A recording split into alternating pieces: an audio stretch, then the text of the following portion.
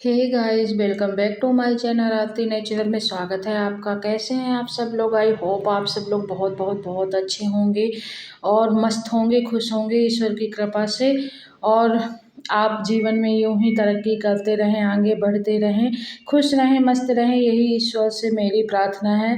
तो सुबह की आरती की तरफ से आपको सुबह की राम राम, गुड मॉर्निंग। और यहाँ हो चुकी है सुबह, तो मैं सो के जग चुकी हूँ और यहाँ पे ना रज़ाई वो करके पहले मैं हाथ की हथेलियाँ देखती हूँ, चूमती हूँ, सिर में लगाती हूँ, फिर धरती माता के पैर छूती हूँ। और शायद सभी ऐसे ही करते होंगे। मेरा मैं रूटीन बता रही हूँ सुबह का।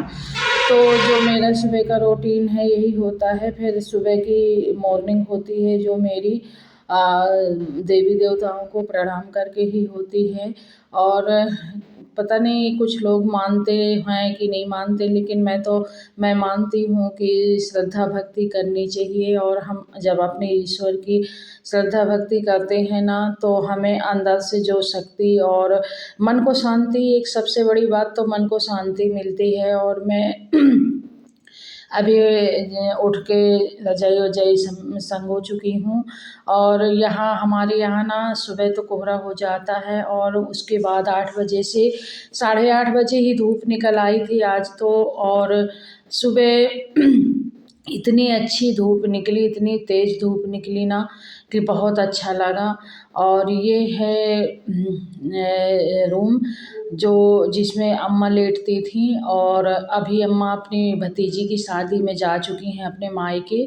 तो उन्हीं का बिस्तर था जो मैं ठीक कर रही थी, मैंने कहा ठीक कर लूँ। तो इस रूम में अम्मा लेटती हैं। और इसमें पहले ना 2 लड़कियाँ रहती थी किराए से। तो उन 3-4 महीने से उनसे खाली करवा लिया था, क्योंकि दिक्कत हो रही थी। दिक्कत क्या हो रही थी ये बोले कि अभी अब नीचे का रूम एक ठो हटवा लेते हैं, तो ये वाला हटवा लिया था। बट रूम उन्होंने बहुत गंदा कर दिया था लड़कियों ने, क्योंकि यहीं पे खाना वाना वो लोग बनाती थी। तो दाल के छींटे, सब्जी के छींटे सब पूरी दीवार में पड़ते थे। अभी इसमें पेंट करवाना है इस रूम में। तो अभी ठंडी की वजह से पेंट वेंट नहीं करवाया, क्योंकि ठंडी में दिक्कत भी हो जाती है, छोटा सा दिन होता है, काम भी बहुत हो जाते हैं।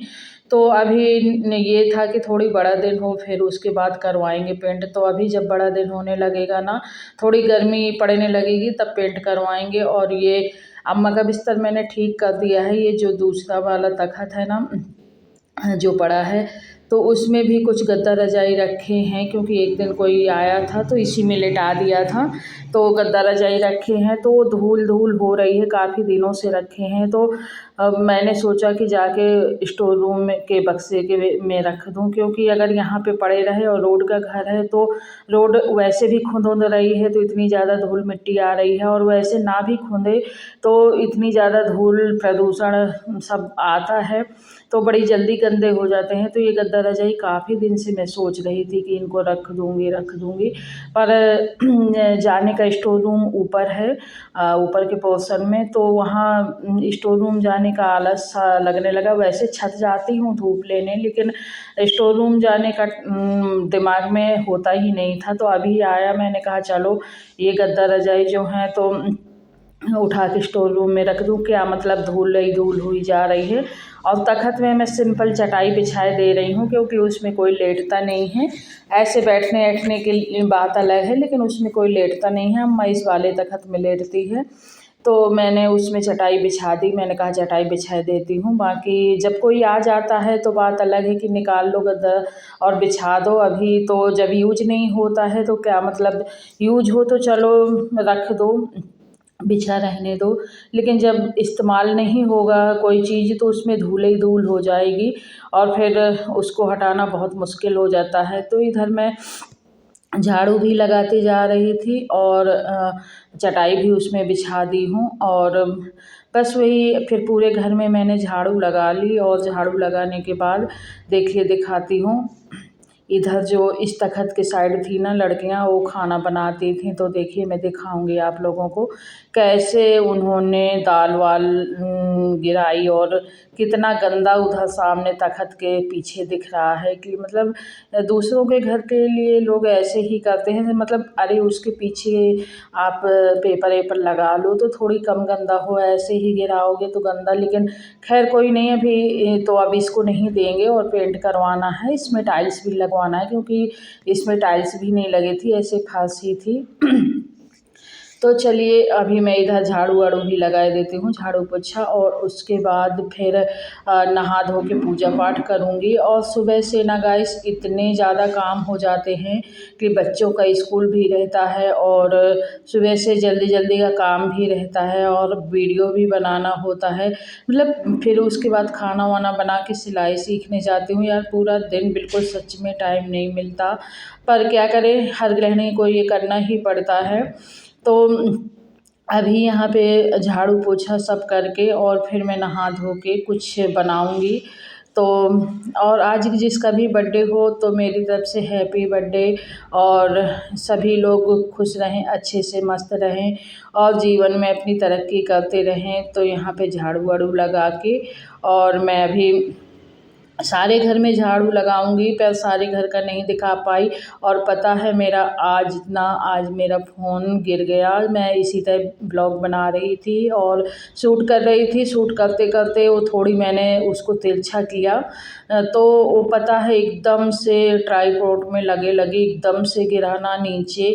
और वो फ़ोन का कवर है ना जो, वो थोड़ी मोटा आ गया है, तो मैंने चेंज किया था उसका कवर, तो मोटा सा आ गया है। तो वो कवर ना उस कवर ने बचा लिया। उस कवर की वजह से उसमें ट्राईपॉड में अच्छे से वो बैठा नहीं था, फ़ोन लगा नहीं था। और जैसे मैंने उसको थोड़ा तिरछा किया तो एकदम से इतनी ऊंचाई से गिरा, मुझे तो लगा लो चला गया ये फ़ोन, और फ़ोन गया तो वीडियो भी बनाना गया। तो मतलब एकदम डर गई कि यार अब क्या। लेकिन मतलब इतनी ऊंची से गिरने के बाद जब मैंने देखा तो वो फ़ोन ठीक था। जब ठीक था तो मतलब दिल को तसल्ली मिली, वरना एकदम डर गई कि क्या पता यार फ़ोन टूट भी ना गया हो, फिर कैसे बनेगा वीडियो। फिर जल्दी से मैं ट्राईपॉड रखी और उसको उठाई तो देखा तो अच्छा, वो फूटा टूटा नहीं था कहीं से, तो भगवान ने उसको फूटने से बचा लिया। खैर क्या करें, अब वो गिर ही गया, जानबूझ के तो गिराया नहीं, पर क्या करें, अब डर तो लगने ही लगा कि एकदम।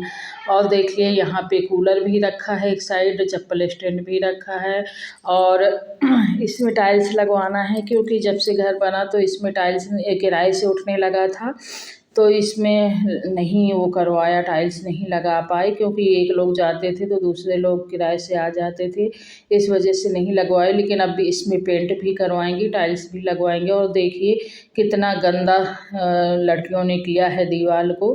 तो खैर कोई बात नहीं, अब हो गया तो क्या ही कहें। तो चलिए यहाँ से मैं पूरे घर में झाड़ू लगा चुकी हूँ और अभी मैं नहा धो के आ चुकी हूँ और नहा धो के मैं खाना बना रही हूँ। तो खाने में आज मेरी पकौड़े वाली कढ़ी, चावल, रोटी और आलू की सब्ज़ी बनेगी।